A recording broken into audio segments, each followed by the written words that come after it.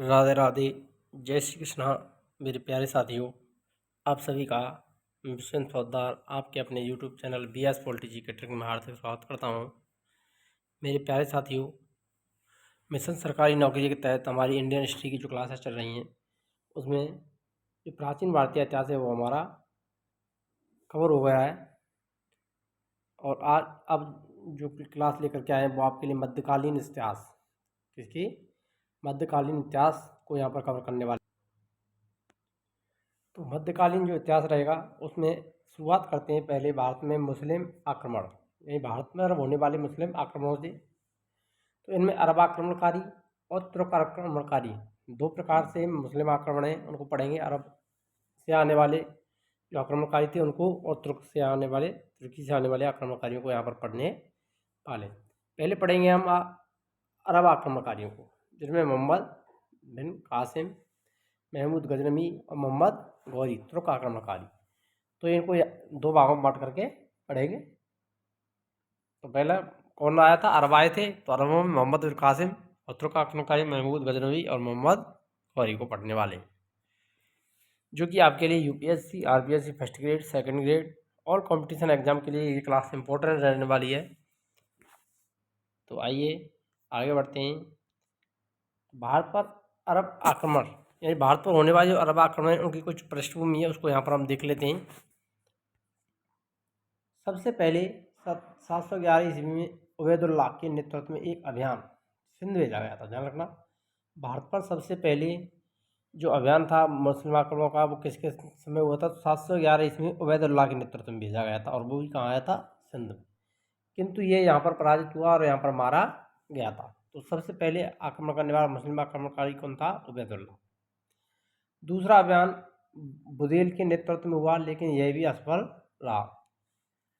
और तीसरा जो अभियान हुआ था वो 712 ईस्वी में मोहम्मद बिन कासिम के नेतृत्व में हुआ। ये मोस्ट इंपॉर्टेंट है, यहाँ से आपको ध्यान रख लेना कि मोहम्मद बिन कासिम ने भारत पर आक्रमण कब किया? तो 712 ईस्वी में किया था। पहला आक्रमण किसने किया था? उबैदुल्लाह ने। ये आपको सबसे पहले ध्यान रखना है। और तीसरा अभियान किसका था? मोहम्मद बिन कासिम का। मोहम्मद बिन कासिम की बात करें तो मोहम्मद बिन कासिम ने सिंध के शासक दाहिर को पराजित किया, और दाहिर युद्ध करते हुए इसमें मारा गया था। दाहिर के मोहम्मद बिन कासिम के मध्य जो युद्ध हुआ था उसमें दाहिर की मृत्यु हो गई। और मोहम्मद बिन कासिम ने किसको पराजित किया था? सिंध के शासक दाहिर को इन्होंने पराजित किया था। मोहम्मद बिन कासिम ने 713 ईस्वी में मुल्तान को जीत लिया, यानी पहले सिंध को जीता, उसके बाद में 713 में आक्रमण करके मुल्तान को भी इसने जीत लिया। यहाँ पर देख सकते हैं मुल्तान। तो पहले सिंध पर विजय प्राप्त की, उसके बाद मुल्तान पर विजय प्राप्त की, यानी धीरे धीरे इसने अपने साम्राज्य को बढ़ाना प्रारंभ कर दिया था। मोहम्मद बिन कासिम ने भारत पर सबसे पहले जजिया कर लगाया। जजिया कर गैर मुसलमानों से लिया जाने वाला एक प्रकार का सुरक्षात्मक कर, मोस्ट इंपोर्टेंट, ये आपको ध्यान रख लेना है कि जजिया कर क्या है? जजिया कर गैर मुसलमानों से लिया जाता था। किससे लिया जाता? गैर मुसलमानों से लिया जाने वाला कर था, जो कि एक सुरक्षात्मक कर था। और सबसे पहले जजिया कर लगाने वाला कौन था भारत में? तो वो था मोहम्मद बिन कासिम। कौन था? मोहम्मद बिन कासिम था। ये आपको यहाँ पर ध्यान रख लेना है। जजिया कर से निम्नलिखित लोगों को मुक्त रखा गया। अब ध्यान रखना, जजिया कर किन लोगों से नहीं लिया जाता था ये भी आप देख लीजिए। तो गैर मुसलमानों से लिया जाता था ये, और कौन मुक्त रहते थे इससे, तो ये भी आप यहाँ पर देख सकते हैं। तो इनमें बच्चों को, बूढ़ों को, औरतों को, विकलांगों को और ब्राह्मणों को जजिया कर से मुक्त रखा गया। तो ये 5 थे जिनको जजिया कर से मुक्त रखा गया था। तो किन को रखा गया था? 5 को रखा गया था। ये आपको यहाँ पर ध्यान रख लेना। नेक्स्ट आता है आपका, फिरोज शाह तुगलक ने ब्राह्मणों पर भी जजिया कर लगाकर, यानी जजिया कर किसने लगाया था? फिरोज शाह तुगलक ने ब्राह्मणों पर भी जजिया कर को लागू कर दिया। ब्राह्मणों पर जजिया कर लगाने वाला कौन था? फिरोज शाह तुगलक। मोस्ट इंपोर्टेंट, गैर मुसलमानों से लिए जाने वाला कर था, और ब्राह्मणों को पहले इससे मुक्त रखा गया था मोहम्मद बिन कासिम के समय, लेकिन फिरोज शाह तुगलक के समय में ब्राह्मणों पर भी जजिया कर लागू कर दिया गया था। ध्यान रख लेना यहाँ पर।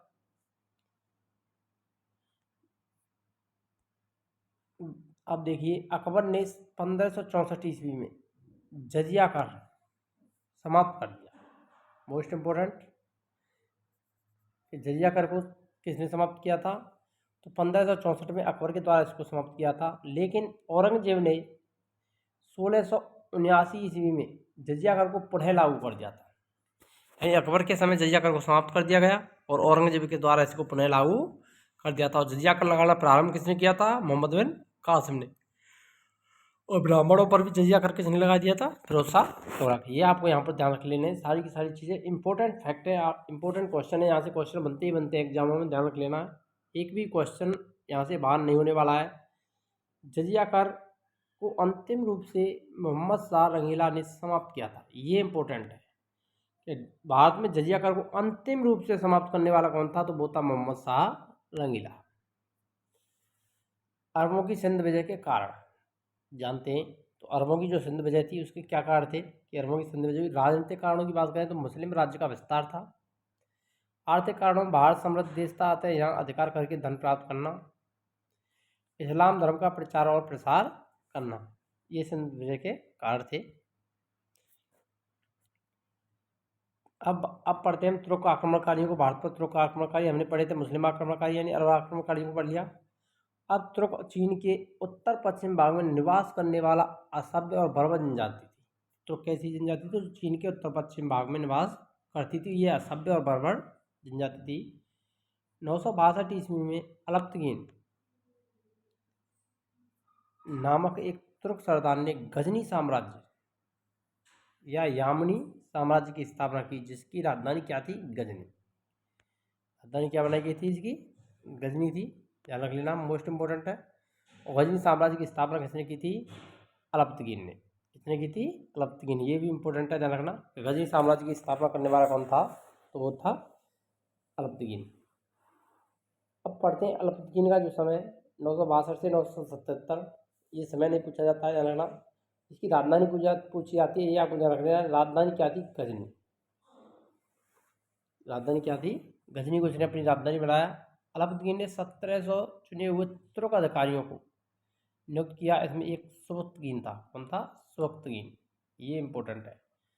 यानी अलप्तगीन के एक इनमें जो अधिकारी थे, तुर्क अधिकारी, उनको 1700 चुने थे, जिनमें से एक जो महत्वपूर्ण रहा था वो कौन था? सुबक्तगीन था। अलप्तगीन के बाद में सुबक्तगीन नामक जो व्यक्ति था वो शासक बना। कौन बना था? सुबक्तगीन। ये आपको यहाँ पर ध्यान रख लेना है, मोस्ट इंपोर्टेंट।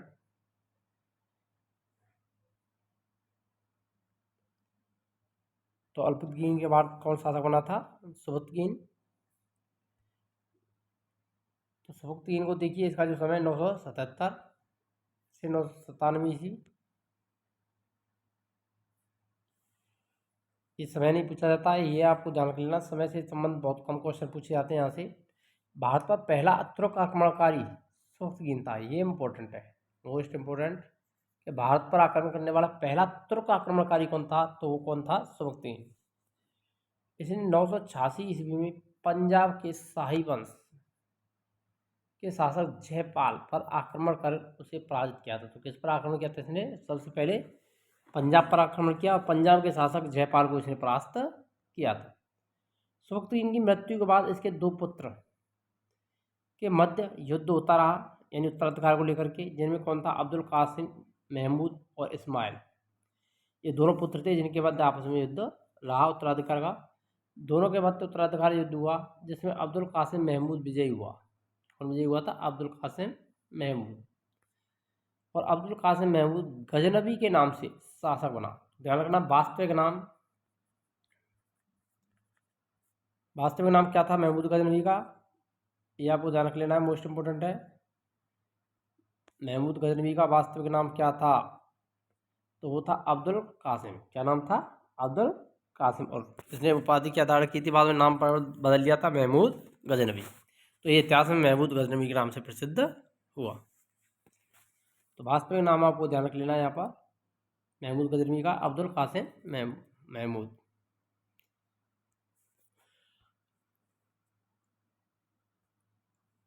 अब महमूद गजनवी को पढ़ लेते हैं। यहाँ पर 998 से 1030 इसका शासनकाल है, ये पूछा जाता है, ध्यान रखना। यहाँ से क्वेश्चन पूछे जा सकते हैं। महमूद गजनवी का शासनकाल कब से कब तक रहा, तो 998 से 1030 ईस्वी।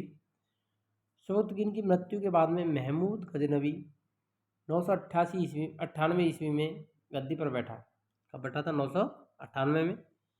इसने 1000 ईस्वी से लेकर के 1027 ईस्वी के बीच, ये इंपॉर्टेंट है, 1000 से 1027 के मध्य कुल 17 बार भारत पर आक्रमण किया। कितनी बार आक्रमण किया था भारत पर इसने? 17 बार।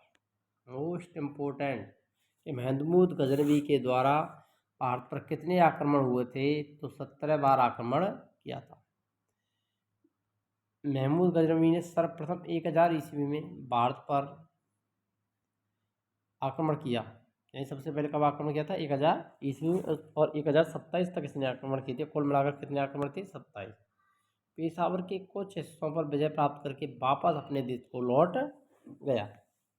यानी इसने कुछ हिस्सों को पेशावर के जो हिस्से पर विजय प्राप्त की और वापस अपने देश की तरफ चला गया था। अब महमूद गजनवी के जो प्रमुख भारतीय अभियान थे, उसने जो 17 आक्रमण किए थे, उनमें से कुछ जो प्रमुख हैं उनको यहाँ पर हम देख लेते हैं। तो 1001 और 2 ईस्वी में हिंदुशाही राज्य जयपाल कहाँ का शासक था? पंजाब। कहाँ का शासक था? हमने पढ़ा था अभी, पंजाब के शासक को इसने परास्त किया था।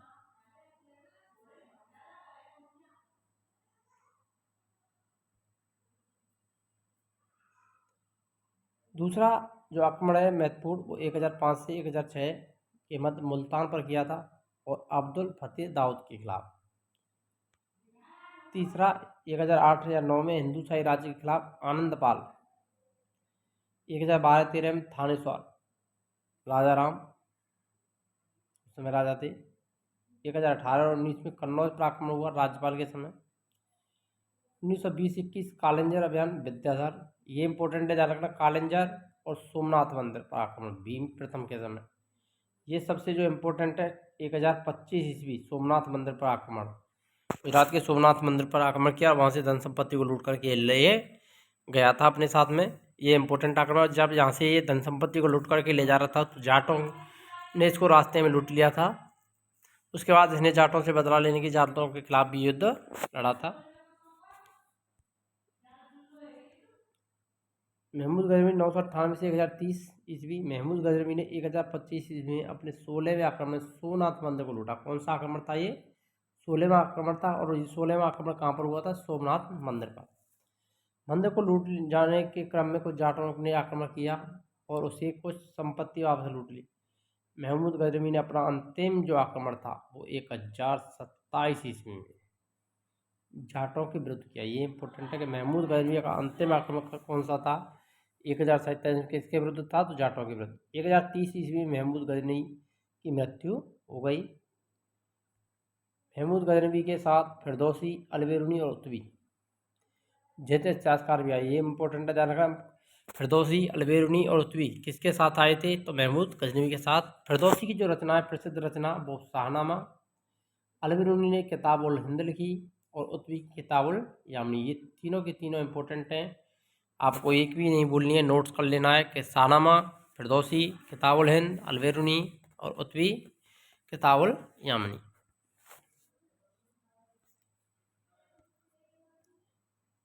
महमूद गजनवी 998 से 1030। महमूद गजनी को बुत स्किन और मूर्ति भंजक, ये आपको ध्यान रखना है। बुत स्किन और मूर्ति भंजक कहा जाता है। किसको कहा जाता है? महमूद गजनवी को। महमूद गजनवी का आक्रमण का प्रभाव भारतीय राजाओं को पराजित कर भारतीय राजनीति की जो कमजोरी थी उसको इसने उजागर कर दिया। पंजाब, सिंध और मुल्तान में गजनवी गवर्नरों की नियुक्ति कर मुस्लिम शासन की स्थापना कर दी। भारत में विदेशी आक्रमण का द्वार खोल दिया। भारतीय कला को इसने समाप्त कर दिया और भारत का धन गजनी ले गया। तो ये महमूद गजनवी के जो आक्रमण थे उसके प्रभाव थे। और ये स्वयं को क्या कहता था? तो बुत स्किन या मूर्ति भंजक भी कहा करता था। मोहम्मद गौरी, 12वीं शताब्दी के मध्य में गौर वंश का उदय हुआ। उनके साम्राज्य का जो आधार था वो उत्तर पश्चिम अफगानिस्तान था। 1073 में शहाबुद्दीन मोहम्मद गौरी गौर वंश का शासक बना। अब बना था मोहम्मद गौरी शासक 1173 ईस्वी में, और 1175 में इसने मुल्तान पर आक्रमण कर दिया। मुल्तान पर आक्रमण कब कौन सा था? 1175 में, जो इसकी पहली विजय थी। 1078 में इसने राजस्थान पर आक्रमण किया, किंतु यह शासक, यहाँ के जो शासक थे भीम द्वितीय, कौन थे? भीम द्वितीय ने उसे बुरी तरह से पराजित किया। यह तुर्क आक्रमणकारियों की पहली पराजय थी। यानी तुर्कों को किसने हराया था? तो राजस्थान के जो शासक थे भीम द्वितीय के द्वारा हराया गया। अब इम्पोर्टेंट युद्ध हैं दोनों के दोनों, ये आपको ध्यान रखना है। 1151 में तराइन का प्रथम युद्ध और 1192 में तराइन का दूसरा युद्ध। प्रथम युद्ध हुआ था उसमें मोहम्मद गौरी और पृथ्वीराज चौहान के मध्य हुआ। इसमें जो विजय हुई थी वो मोहम्मद गौरी पराजित हुआ, और विजय किसकी हुई थी? पृथ्वीराज चौहान की। और यहाँ से महमूद जो गजन मोहम्मद गौरी है वो वापस कहाँ चला गया था? गजनी चला गया। लेकिन उसने पुनः 1 साल बाद 1192 में तराइन पर दूसरा आक्रमण कर दिया, और तराइन का दूसरा युद्ध हुआ, जिसमें पृथ्वीराज चौहान की हार हुई और मोहम्मद गौरी की इसमें विजय हुई थी। और उसको मोहम्मद गौरी ने क्या बना लिया था? बंदी बना लिया था। ये इंपॉर्टेंट है, पूछे जाते हैं। तराइन का प्रथम युद्ध किसके मध्य लड़ा गया? किसकी विजय हुई? द्वितीय युद्ध में किसकी विजय हुई और कब लड़ा गया?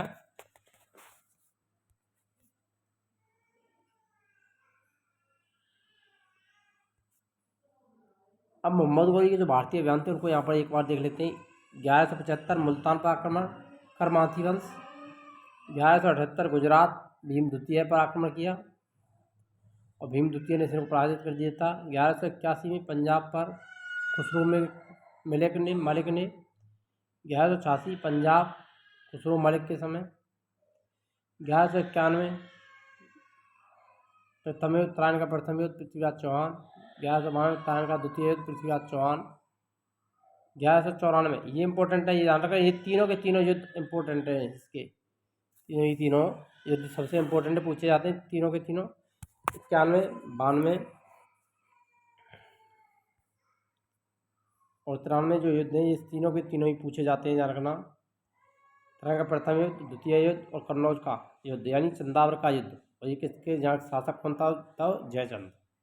और इन दोनों में कौन था? पृथ्वीराज चौहान। 1195 में बयाना का युद्ध हुआ कुमारपाल के समय। और अंतिम जो हुआ था युद्ध 1205 में खोखरों के विरुद्ध युद्ध लड़ा था।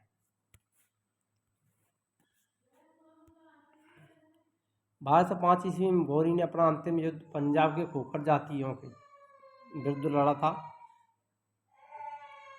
मोहम्मद गौरी की सेनापतियों द्वारा विजित क्षेत्र कुतुबुद्दीन ऐबक 1196 अजमेर विजय की। 1197 में बदायूं विजय। 1202 और 3 में बुंदेलखंड की विजय बख्तियार खिलजी के नेतृत्व में। 1197 में बिहार विजय और 1205 में बंगाल विजय की। और 1206 ईस्वी में मोहम्मद गौरी की मृत्यु हो गई थी। उसके बाद में कुतुबुद्दीन ऐबक शासक बने थे। 1198 में मोहम्मद गौरी के सेनापति बख्तियार खिलजी ने नालंदा विश्वविद्यालय को ध्वस्त कर दिया। मोस्ट इंपोर्टेंट, नालंदा विश्वविद्यालय को किसने नष्ट किया था? ये कई बार क्वेश्चन बना है और रिपीट भी होता रहता है। तो बख्तियार खिलजी। तो बख्तियार खिलजी ने नालंदा विश्वविद्यालय को ध्वस्त कर दिया था। ये इंपॉर्टेंट है, मोस्ट इंपोर्टेंट। किसने नालंदा विश्वविद्यालय को ध्वस्त किया था? बख्तियार खिलजी। कब किया था? 1198। आइए अब प्रीवियस ईयर एग्जाम के जो क्वेश्चन है उनको यहाँ पर कवर करते हैं। हमने थ्योरी को कवर कर लिया। तो 712 ईस्वी में सिंध पर अरबों के आक्रमण के समय वहाँ का शासक कौन था? MPPSC 2015, दायर लायस ऐसी चच। तो 712 में सिंध पर अरबों के आक्रमण के समय वहाँ का शासक कौन था? मेरे प्यारे साथियों जल्दी से जल्दी कमेंट कीजिए। आपने पढ़ भी लिया होगा, शुरुआत में हमने बताया भी है।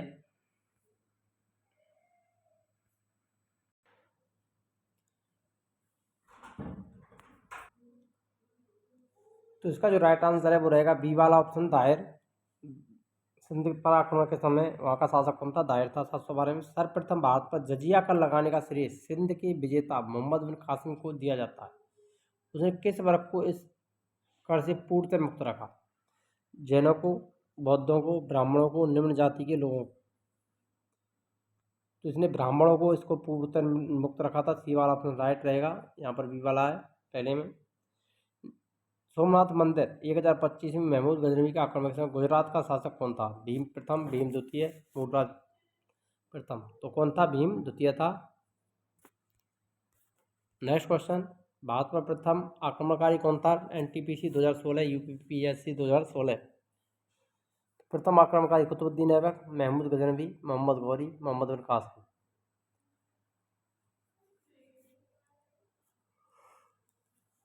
तो वो कौन था? मोहम्मद बिन कासिम। सी वाला ऑप्शन राइट हो जाएगा यहाँ पर। चंदावर का युद्ध 1194 में किस किस के मध्य लड़ा गया? मोस्ट इंपोर्टेंट क्वेश्चन है, अभी अभी हमने बताया भी था कुछ देर पहले। पृथ्वीराज तृतीय, मोहम्मद गौरी, भीम द्वितीय, मोहम्मद गौरी, जयचंद, मोहम्मद गौरी, इनमें से कोई नहीं। तो आपको पता ही चल रहा होगा इसका जो राइट आंसर है, करेक्ट आंसर क्या रहेगा? जयचंद के बीच और मोहम्मद गौरी के बीच लड़ा गया था। सी वाला ऑप्शन राइट हो जाएगा। चंदावर का युद्ध, जिसे कन्नौज का युद्ध भी कहते हैं।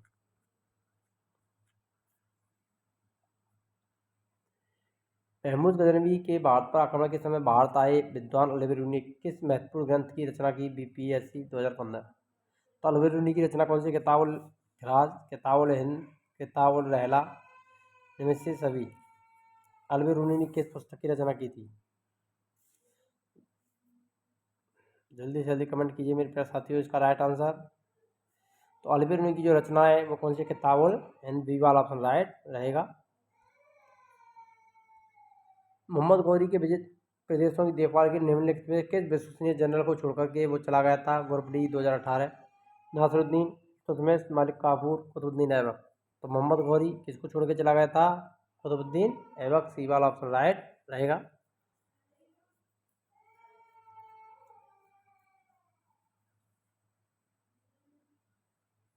तराइन की पहली लड़ाई 1191 में निम्नलिखित में से किन किन के बीच हुई थी? तराइन का प्रथम युद्ध पृथ्वीराज चौहान और मोहम्मद गौरी। तो देखिए बी वाला ऑप्शन राइट हो जाएगा यहाँ पर। भारत पर प्रथम तुर्क आक्रमण करने वाला आक्रमणकारी कौन था? एसएससी 2018, महमूद गजनवी, मोहम्मद गौरी, चंगेज खान, तैमूर लंग। प्रथम तुर्क आक्रमणकारी कौन था? तो महमूद गजनवी। ये वाला ऑप्शन राइट रहेगा।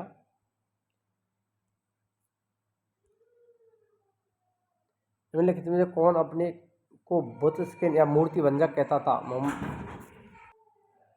तो स्वयं को बुत स्किन कौन कहता था? महमूद गजनवी। ये वाला ऑप्शन राइट हो जाएगा यहाँ पर। महमूद गजनवी के साथ भारत आने वाले इतिहासकारों को कौन शामिल नहीं था? शाहनामा फिरदौसी के लेखक, सही है। किताबुल हिंद अलबेरूनी, तारीख यामनी का लेखक उत्वी, तारीख सिद्दीकीन का लेखक बैहाकी। तो डी वाला ऑप्शन राइट रहेगा यहाँ पर। महमूद गजनवी का भारत पर अंतिम आक्रमण किसके विरुद्ध हुआ? तो महमूद गजनवी का जाटों के विरुद्ध। डी वाला ऑप्शन राइट हो जाएगा। अगर वीडियो अच्छी लगी हो तो वीडियो को लाइक करें, शेयर करें और चैनल पर नए तो चैनल को सब्सक्राइब करना ना भूलें। मिलते हैं नेक्स्ट वीडियो में, तब तक के जय हिंद, राधे राधे, जय भारत, जय राजस्थान, जय श्री कृष्ण।